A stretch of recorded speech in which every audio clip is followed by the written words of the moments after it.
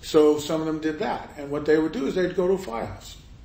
Maybe have the meal with the guys. Just sit there and talk it out, bring it up, but not beat them to death. If they wanted to, they could identify themselves as needing help. You know what most of them did? They would leave business cards. They'd get a call the next day. Or even as they were walking to their car from the firehouse, guy would come up to them and say, and what some of them would do, and I know this would happen, you need to talk to Paul. You need to talk to this guy. So one of the guys would say to the visitor, you need to follow up with that guy. I remember I got a call one night from somebody, some captain or whatever, who said he thought there was a guy who needed help. It was probably misusing, I don't know if it was drugs or alcohol, I don't remember. So I called the counseling unit and I said, have them make a casual visit tomorrow, because that's when the guy's working. And like that, he didn't say anything, but as one of them were getting into their cars, he came up and said, I need help, I'm all lost up, And he would have done that to a fireman that he wouldn't have done to a doctor maybe, or a nurse. If we forced everybody to go have a talk, so there's other things you can do, depending on, I guess, your, if it's a military thing, you bring in ex-military. They're going to open up, and do that. But some of they feel comfortable with, and that helped a lot. And you have to realize that guys are going to need that, more than normal. So, but again, I think we were pretty well adjusted. It wasn't something that that was overwhelmingly hurting the job. That a lot of guys couldn't function. That wasn't a problem at all. So moving into the last lap here.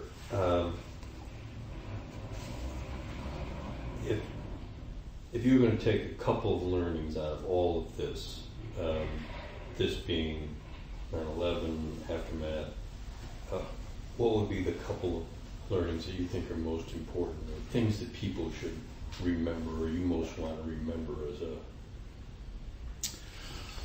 Well, like I said before, the way that the men performed, they did a tremendous job in a tremendously difficult situation. And they did it willingly. Nobody was ordered to get on the rigs, and one of the things we would say now, and the military would say, don't ride to the sound of the guns necessarily right off the bat. Maybe check out what you're walking into, but that's not a bad way to be if you have the type of job we have, that you're willing,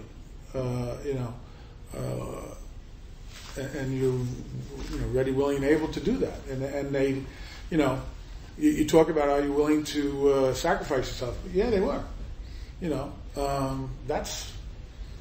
I think that says a lot, not just about New York City Fire Department, but maybe the country and people in general, that there are people out there like that, and that's a great thing, But I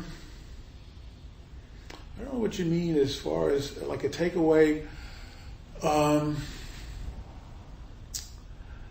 I said, I think relying on your training, relying on your background, when you get into a situation that is really extreme, you do go back to that, and that's not a bad way to be. It's a good lesson. Even if someone was to re-examine the whole thing, I don't know that they would make a ton of corrections in what we did, given the information that we had at the time. If you were going to tell me that I knew that jetliners were going to, land in, we had an explosion there in '93, okay? We have had incidents with light planes crashing into buildings. Back in the 40s, a bomber crashed into the Empire State Building. Got handled, different construction, a whole other conversation, but it got handled. In other words, stuff happens, and and in a job like that, that's your responsibility. Depending on your rank, you have more responsibility. But in other words, the firemen stepped up. They didn't have to be ordered onto the rigs. The lieutenants controlled them and stayed with them and had them performing their functions. The chiefs got into more supervision, particularly in the recovery effort. People were asked to do things that they hadn't normally maybe even been trained for. They stepped up and did it. That relying on we are a crisis management organization, so that's probably the biggest crisis we're ever going to have to meet. But we met it, and could we have done a few things differently? Absolutely, we always can. But for the most part, I thought we did a good job. We certainly showed as much compassion to the victims as we could have. We were as safe as we could be with our men up to the point of type of work they have to do,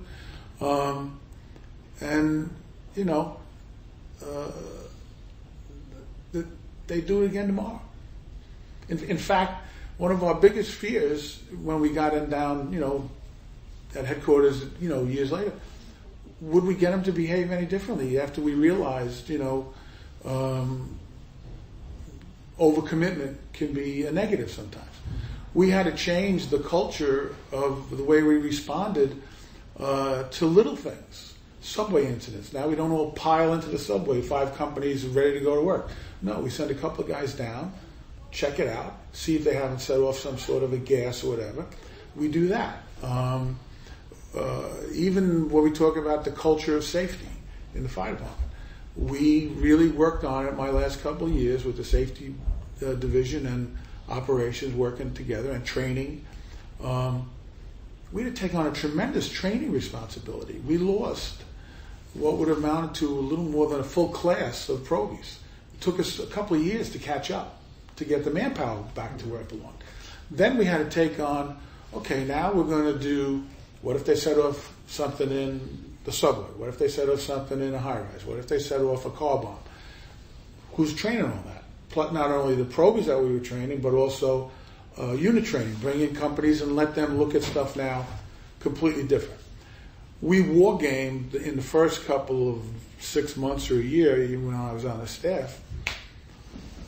We would have meetings where we might bring in some military people and say, okay, what kind of things are you hearing? What could happen? What would be our response to a sarin gas release? You'd get chatter on the weekends, information would go up. How are you going to respond to that? Even the safety idea of the men thinking differently in the officers and chiefs. So we're in business over 150 years, okay? And not counting 9/11, we have averaged somewhere between 2 and 2.5 firefighter fatalities a year. We thought, when I was working, that we had kind of like accepted it, have come to accept it. Now, you're going to have injuries and you're going to maybe have a fatality. And people in the military know there's going to be casualties, but when they come, you're not happy about it. You try to make sure that it doesn't happen again. And that's what we would always do. We were very good at self-examination. We don't mind saying you could have done this differently. And we're good at it. But I thought we had grown to accept this idea of, I used to start off a talk if I had new chiefs. I would say, okay, so they just built a brand new city called Metropolis. They need a fire commissioner. I want to interview for the job. I have 25 years in the job. I had every rank. I probably think I would be a really good candidate to be the new fire commissioner in Metropolis. The only thing is, the way I operate, there will be at least 2 line-of-duty funerals every year. I might not get hired. We had a backup bugler, okay, for the funerals. We do it really well. If you So you have the line of duty funeral this month, then you take the book, and when the next one have, you give the guy the book, and that shows them what they have to do.